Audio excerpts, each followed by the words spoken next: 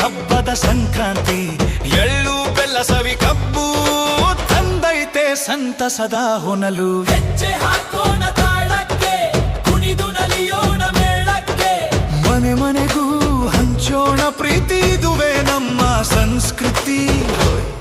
ಹೋಯ್ ಹೋಯ್ ಹೋಯ್ ಹೋಯ್. ಉತ್ತರಾಯಣ ಪುಣ್ಯಕಾಲ, ಸೂರ್ಯ ತಂದ ಹೊಸ ಬೆಳಕಿನ ಜಾಲ, ಚಳಿಯು ದೂರ ಓಡೋ ಕಾಲ, ಮನಕ್ಕೆ ತುಂಬಲಿ ಚೈತನ್ಯದ ಮಾಲ.